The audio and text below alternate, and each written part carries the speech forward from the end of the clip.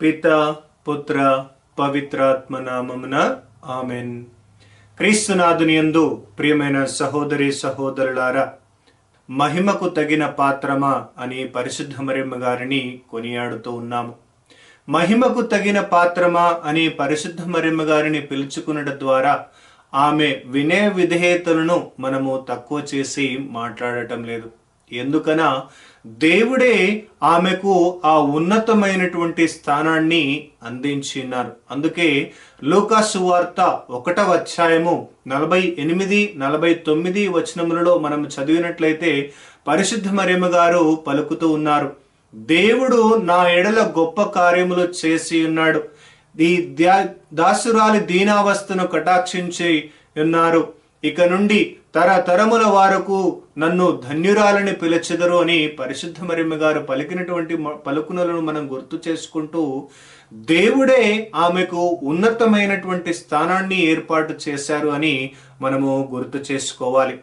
మరి తండ్రి అయిన దేవుడు తన యొక్క అనుగ్రహములను పరిశుద్ధ మరియమ్మ గారి యందు పరిపూర్ణముగా నింపుకొని పవిత్రాత్మైన సర్వేశ్వరుడు ఆమె యందు వేంచేసి వచ్చుట ద్వారా పుత్రుడైనటువంటి సర్వేశ్వరుని ఈ లోకానికి అందించింది పరిశుద్ధ మరియమ్మ గారు. కావుననే ఆమెను పరలోకానికి భూలోకానికి రాజ్ఞినిగా దేవుడు చేసి ఉన్నాడు అని తిరుసభ ప్రకారంగా ప్రకటిస్తూ ఉంది, విశ్వసిస్తూ ఉంది. మరి మనము కూడా ఆమెను మోక్ష రాజ్ఞి అని పిలుచుకుంటూ గౌరవిస్తూ ఉన్నాము. మరి ఇలాంటి సమయములో మహిమకు తగిన పాత్రమా అని పరిశుద్ధ మరియమ్మ గారిని కొనియాడటంలో ఆమె యొక్క వినయ విధేయతలను మనము ఏనాడు కూడా తక్కువ చేయటం లేదు. ఎందుకు అంటే ఆమె దేవుని కుమారుని ఈ లోకానికి అందించబోతూ ఉంది అని తెలిసినప్పటికీ కూడా మరి ఎలిజబెత్తమ్మకు పరిచర్యలు చేయడానికి ఆమె ప్రయాణమైంది. 6 నెలలు ఎలిజబెత్తమ్మకు పరిచర్యలు చేసింది, సేవలు చేసింది. అలాగే మరి యేసుక్రీస్తు ప్రభుని లోకానికి అందించిన తరువాత ఆ క్రీస్తు ప్రభునికి దాసురాలుగా సేవకురాలుగా ఆమె నిలిచిపోయింది.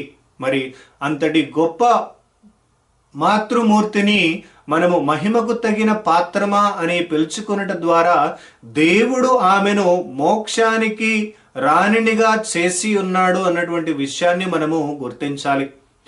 మనము తిరుసభ చరిత్రను గమనించినట్లయితే పునీతులు అనేకులు మరి వారి వారి జీవితాలను బట్టి తిరుసభ వారిని గౌరవప్రదముగా మరి గుర్తిస్తూ వారిని పునీతులుగా ప్రకటిస్తూ ఉంది. మరి వారు మనలాంటి సాధారణ జీవితాన్ని జీవించినప్పటికీ దేవుని ఆజ్ఞలకు విధేయిస్తూ దేవుని యందు పరిపూర్ణ విశ్వాసము, నమ్మకము, ప్రేమ కలిగి జీవించిన కారణము చేత మనము వారిని పునీతులముగా కొనియాడుతూ వారి పేరులను మన పేర్లుగా పెట్టుకుంటూ వారి యొక్క ప్రార్థనా సహాయమున మనము కూడా మరి వారిలాగే ఆదర్శవంతమైనటువంటి జీవితాన్ని జీవిస్తూ చివరికి దేవుని చేరేటటువంటి భాగ్యాన్ని పొందుతాము అని మరి మనము పునీతులను వేడుకుంటూ ఉంటాం. మరి స్వయముగా దేవుని యొక్క కుమారునికి జన్మనిచ్చి మరి పుత్రుడైనటువంటి సర్వేశ్వరుని ఈ లోకానికి అందించినటువంటి పరిశుద్ధ మరియమ్మ గారిని ఇంకా ఎంత ఎక్కువగా మనము గౌరవించాలి అనేటటువంటి విషయాన్ని మనం ఇక్కడ గమనించాలి. అంతెందుకు మన అనుదిన జీవితంలో చాలా మంది ముఖ్యంగా నాయకులే కానీ మరి పెద్ద పెద్ద ఉన్నత పదవులలో ఉన్నటువంటి వాళ్ళే కానీ మహనీయులు, పూజనీయులు, గౌరవనీయులు, మాన్యులు అని పిలిపించుకోవడానికి మరి అలాంటి బిరుదాలను వాళ్ళ పేర్ల ముందు పెట్టుకోవడానికి వాళ్ళు ఇష్టపడుతూ ఉంటారు. మరి ఆ బిరుదుములకు తగ్గట్టుగా వారు తమ జీవితాన్ని కొనసాగిస్తూ ఉన్నారా అంటే అది ప్రశ్నించాల్సినటువంటి అంశము. కానీ పరిశుద్ధ మరియమ్మ గారు తాను దేవుని కుమారుని తల్లి అయినప్పటికీ కూడా తనను తాను తగ్గించుకొని దేవుని పట్ల విధేయత కలిగి జీవించి ఉన్నది.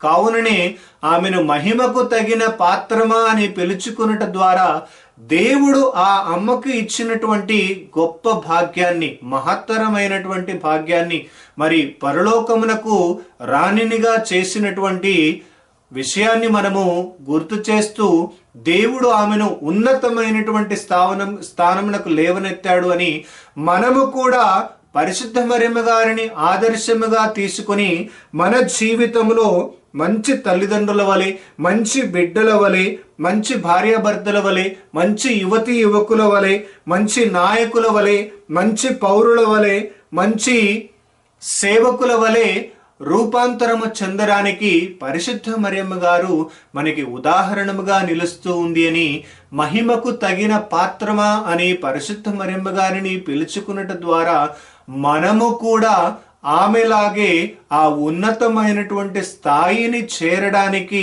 మరియ తల్లి మనకి ఉదాహరణముగా నిలబడుతూ ఉంది అన్నటువంటి విషయాన్ని గ్రహిస్తూ, మరి ఆ అమ్మ యొక్క ప్రార్థనా సహాయమున మన జీవితములలో కూడా ఉన్నత శిఖరాలను అధిరోహించేటటువంటి భాగ్యమును దయచేయమని దేవుని వేడుకుందాము. ఆమెన్.